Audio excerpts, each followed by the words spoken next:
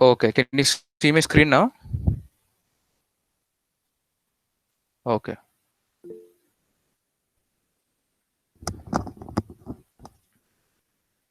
Okay. So as I said, one terminal of the photoresistor goes to power, which is 5 volts. The another end, right here, it goes to one of the analog pins. Like we have 5 analog pins, 1, 2, 3, actually 6, I guess. Yeah, 6 analog pins. We'll, we we're going to put this terminal. We are going to connect this to one of the analog pin. So in this case, we connected it to A naught.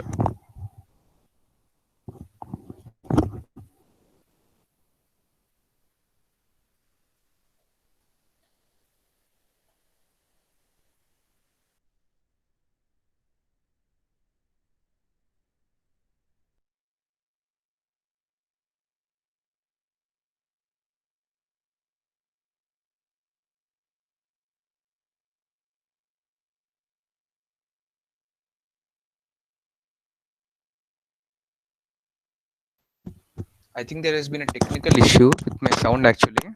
Let me set it actually. Pardon me. I apologize for this inconvenience. So can you hear me now clearly? Hello? Yes, Rohit, everything is clear now. Yeah, loud enough? Yeah, Rohit, yeah, Okay. everything is fine. Okay. Okay. Thank you. Yeah. The other terminal. Wait, am I presenting? Yes. Okay. The other terminal goes to one of the analog pins, one of the 6 analog pins. In this case, A naught. So our main motto here is we want to detect light which is falling on the photoresistor. So when we actually this is actually a variable resistance. So when some intensity of light falls on this photoresistor, if we are getting more intensity, then the resistance decreases. So if we get less intensity or darkness, we get less. I mean, the resistance gets increased. So this is a variable resistance. So, but we want to print some standard constant value to the serial monitor. So we need to use some constant resistance, like a standard resistance. That's why we are using that's why we are using this resistor. Yeah. So we got a 10k resistor here, 10 kilo ohms resistor here, and the circuit would look like the one terminal would go directly to ground, and another terminal would go to this same analog pin. So we are reading the analog value by connecting this resistor to A naught, same like the photoresistor. So let me invert it. Yeah. So we see, if you can see clearly, we have connected this green wire to A naught, and if we connect any other component to these two holes, that component would also be connected to A naught. So let me connect this to A naught. Now this is also connected to A naught. Let me put this. Yeah, I connected it on top. The other end we need to connect it to ground. So instead of connecting there, so where is ground? Here, right? So I'm connecting it to ground. So this is our setup, and we can vary our values on the photoresistor. So if you want to do it not virtually, if you want to do it in your home, the main thing, if you want to focus, is if you bring your hand closer to the photoresistor or put this whole setup in darkness, it should read a value of 0. Or if you want to, if you expose it to some light, let's say some dimness or medium brightness, or in a full bright room, then this will read higher values up to 600 nanometers of wavelength. So let me show you that in our code here. Let me see. If you have any doubts until here, you can ask me in the chat box. Am I clear until now?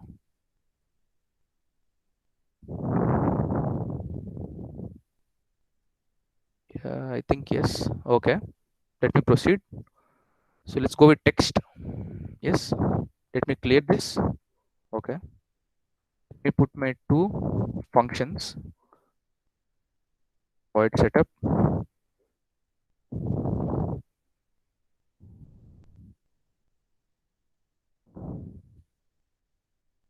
void setup and void loop. You won't be doing much setup right here because we are reading values, right? So we need serial communication to print out the values to the serial monitor.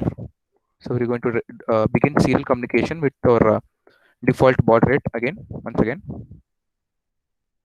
So what goes in void loop?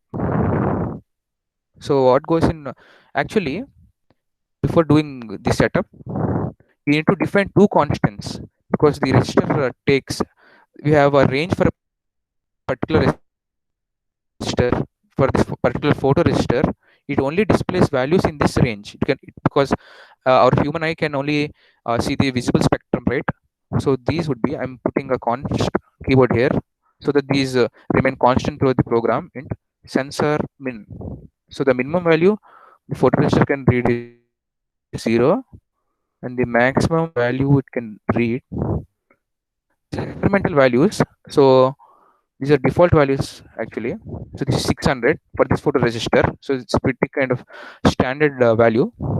And yes, we will sorry, we'll go on with the void loop. So in void loop, we need to begin our serial communication and we need to display. And what we have right there was we need to initialize a variable sensor reading or value. You can simply put value to make it easy. And what we are doing is we are going to perform an analog read because we are reading some value from a naught. So analog read of, sorry, of, wait, a0. So we are reading that analog value.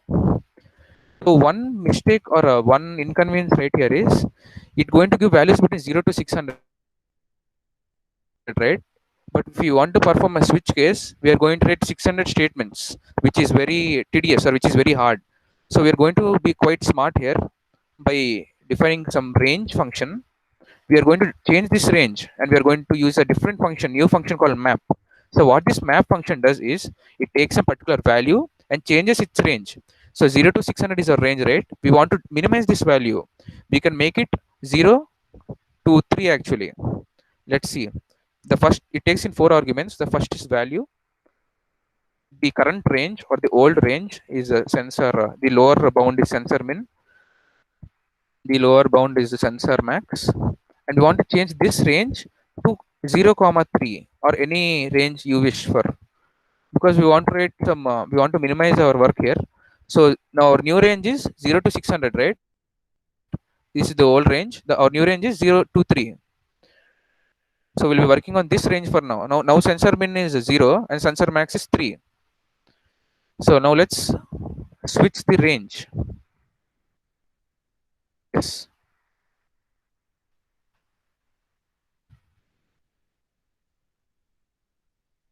Yeah. In case if the range is 0, 0 to 3 means we have 4 values, 0, 1, 2 and 3.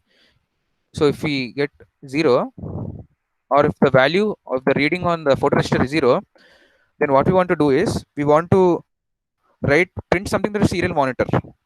So here 0 meaning if you put this whole setup in a dark room, there will be no light in the photoregister, right? So in this case, we want to print dark to the serial monitor. So serial dot print ln dark, right? And we need to put a break statement. So I'll also be removing the break statement and will be showing you what happened. Actually, case 1. Let's say if it's increase our intensity for some bit, then let's say it's dim and break.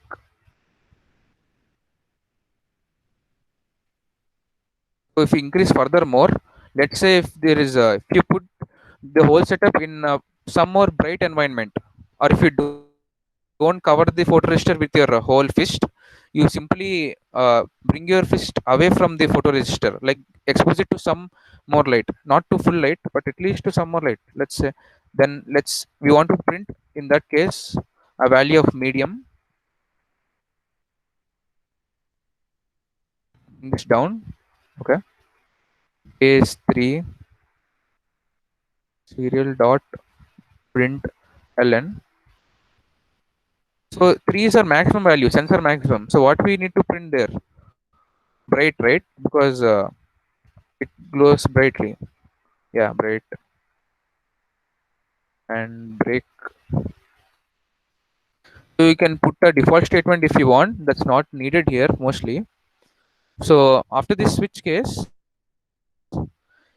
actually in some delay, because the values in the serial monitor will be flowing on with an infinite speed with some speed which will be very tough for a naked eye to read. So let's put a delay of 1 millisecond. You can put 100, or you can put some 10 milliseconds. Yeah, let's say 10. And let's run this code. So I think everyone is clear with the code. So let's run the code and see what happens. Wait, start simulation. Yeah, let's open our serial monitor. Wait, let me bring this. Let me stop this. Let me bring this into view. We have a photoregister here. Let's start simulation. Let's bring serial monitor. It says dark here. If you click the photoregister, we get a bar here. We can vary the values or vary the reading here. Let's bring my serial monitor. Now if we change some, see, we get medium here, we get dark here, and if increase some more, bright. And for the rest of the bar it's bright. The reason for this is this shows the value of 0 to 600, but for our convenience we made 0 to 3, so we don't need the whole bar, we need only some portion of it. And you can also see we can't see dim message here, because it happens within a fraction of second actually. And actually the reason for that is this range. And you can actually increase the delay, or you can zoom into this setup and you can try on. And if you still can't see the dim message as here, you can change this range. You can put 0 to 2 or 0 to 4, or increase the range to see to make use of more number of values. So that's it for this experiment. And let me tell you some general trivia actually. Yeah, so those are two experiments for today. If you have any doubts, you can ask me right now. And in the previous experiment actually, there's to tell you.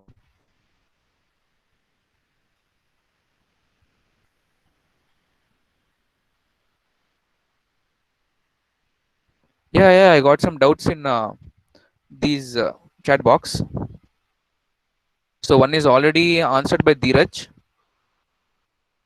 Yeah, what is the difference between regular resistor and photoresistor?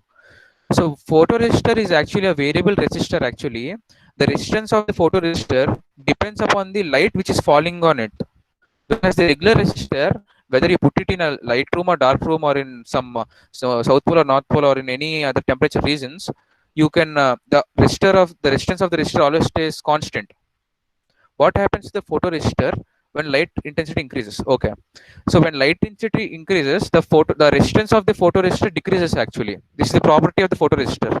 And if the light intensity decreases, or if you put it in a dark room, the resistance increases. Am I clear now?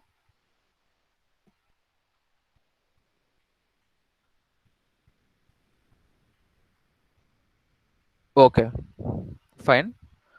Yeah, let me show you this. So in this code right here, there's one special thing. I gave alphabet here, right?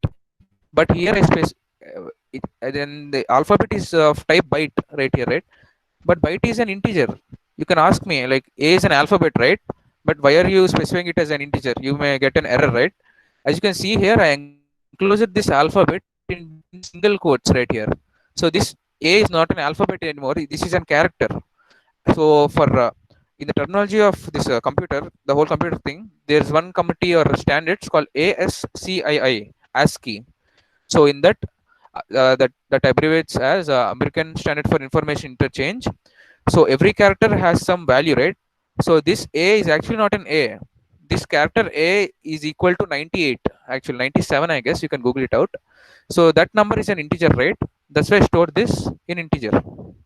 Okay. Any more doubts? I'm ending my session now. You can ask for more doubts.